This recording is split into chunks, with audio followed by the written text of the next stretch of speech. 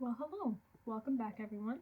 This video is going to be a bit different from my other videos.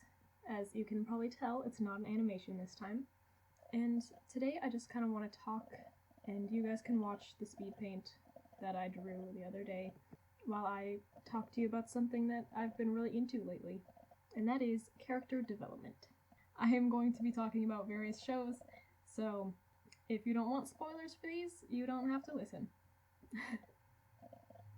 I'd like to start with a question, and that question is, what about your favorite TV show or movie or book series makes it your favorite? What compels you to keep on investing in the story? There are no wrong answers to this, it's just something I want you to think about. Because what I'm going to be talking about today, as I've said before, are the characters. Now, it's my personal opinion that the characters are the most important part of a story. While the plot is incredibly important because without plot, there is no story, I think that without characters, there's no interest. And you may have the best plot in the world, but if I don't like your characters, I'm not going to read it. I'm not going to watch your show. Their development is just, it's so important to the story. Because if you have a character who doesn't change at all, why do I want to watch them stay the same? The whole reason I got onto this character development kick is because I started rewatching a show that I watched as a kid. I started watching this show when, I think it was after season 2 that I picked up the show, and then seasons 3 and 4 came out. And so what really stood out to me about this show is the characters. Because the plot, it's iffy at best. It's kind of predictable. The show that I'm talking about is Nexo Knights. I'm actually drawing a character from that show in the little speed paint here. Honestly, this show is one of my favorite shows, which sounds weird, but it's just so good. The characters, we open up to the series when the characters are graduating from college or high school or whatever. I always thought it was college. We see these characters interact, and in the first episode, it's kind of like, oh, yay, I guess I like these people. But then as the series builds, slowly but surely, you see the characters, they have jokes, they have inside jokes that we, the audience, don't really get. And I love that. I love it. And, one thing that this show does that a lot of shows don't do is it deals with grief. So basically, in the end of season 3, one of the main characters dies. Well, he comes back. Spoiler alert, but he's not actually dead. But we see the other characters respond to this. And it's really interesting, because I haven't seen another show do this, where season 3, is the second to last episode that the character dies in. So, it's not even the finale of the season that has that drama point. Because, that's not the climax of the series, which is really interesting. So many shows and books and movies do this badly, where they show grief, or they don't even touch it, but the grief is weird, it doesn't make sense, it doesn't feel like the character is actually in mourning. I love this show because the characters all respond in a different way. So, the comic relief character becomes super serious, and he, steps up and becomes a leader, and that's, it's really great. And, one of the characters responds in anger. She wants justice for what happened. And to all the other characters who are sometimes comic relief, but not really, they immediately resort to cracking jokes at everything that happens. And it's just so fascinating to me how the writers decided to do this. Another kids show that has, it's just so good. If you are anywhere in the writing or fandom side of the internet, you've probably heard of Avatar: The Last Airbender. I'd always heard about this one character named Zuko.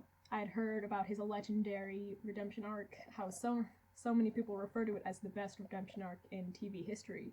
And it really is. Avatar: The Last Airbender really dives into things that a lot of shows don't, even adult shows.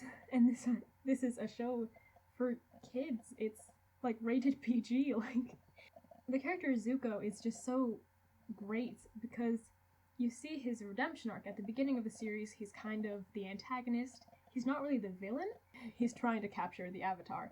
And slowly but surely throughout the series, we see him realize that, like, does he want this? With the help of his uncle, he's figuring out who he wants to be and how he's gonna get there. And it's just so fascinating. The other day, my family and I were watching the Back to the Future movies. And, like, the first movie, oh, it's cute, it's funny. Like, we don't really see that much character development in the main character, Marty. And then we watched the whole, like, trilogy, because it's a trilogy.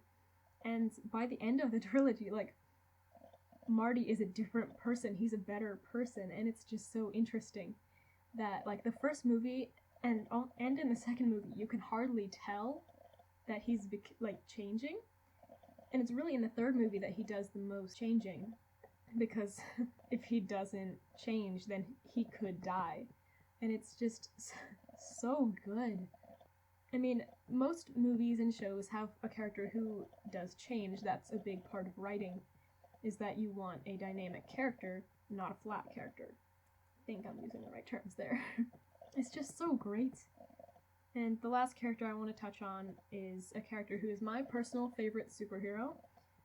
I read all of his comics, and I just love this character for a lot of reasons. But one of the reasons is that he has a very interesting, like, character arc. Which I know. I bet you knew I was going to say that. This character is Nova, or Sam Alexander. He's a character in Marvel Comics. I highly recommend his comics, by the way. They're wonderful.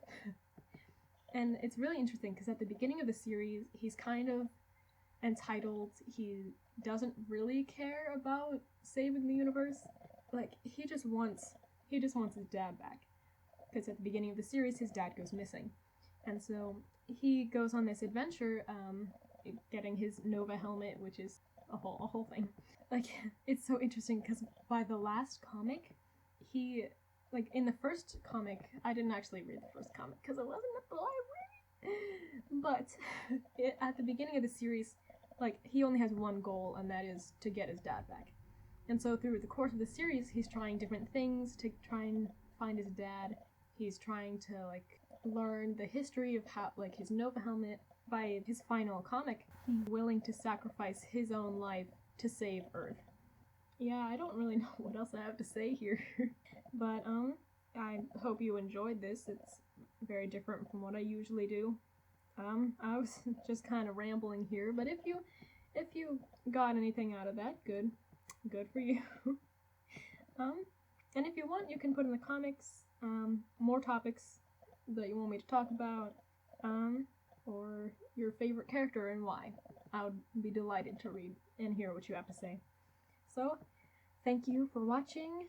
I will see you guys soon in the next video, and remember, you're always welcome here.